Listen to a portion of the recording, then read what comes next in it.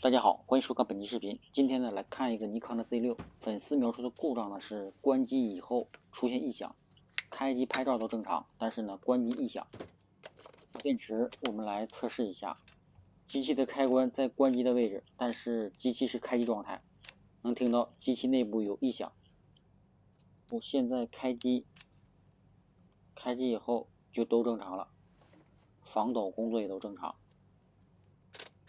照功能呢也都是好的，马上我们拆机进行检测。尼康微单的防抖组在不使用的情况下是带锁定机构的，所以它的 CMOS 在关机以后不会像索尼的那样间隙那么大。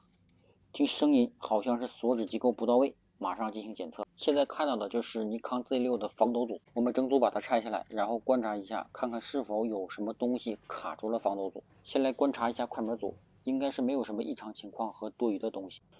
再来看一下它的防抖组和 CMOS 是一体的，现在处在锁定状态。然后我们手动给它解锁，感觉呢稍微有一点卡顿。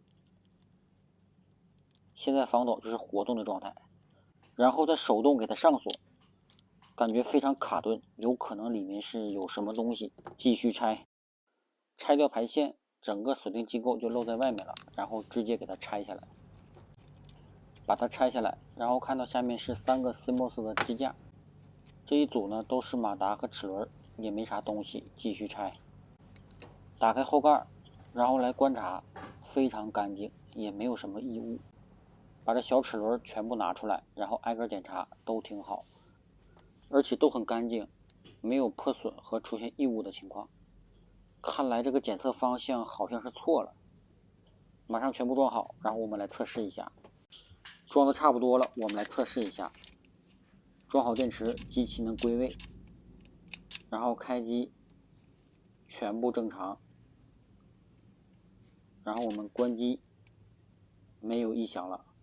难道是真是防抖卡住了？这不对呀，一摁快门就能开机，莫非是开关坏了？再次拆下顶盖，检查开关的位置，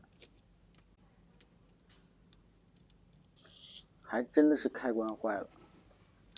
开关的排线上已经进水腐蚀的特别严重，马上对开机的排线进行清理。但是开机的弹片呢，腐蚀的比较严重，需要更换。然后我们装机进行测试。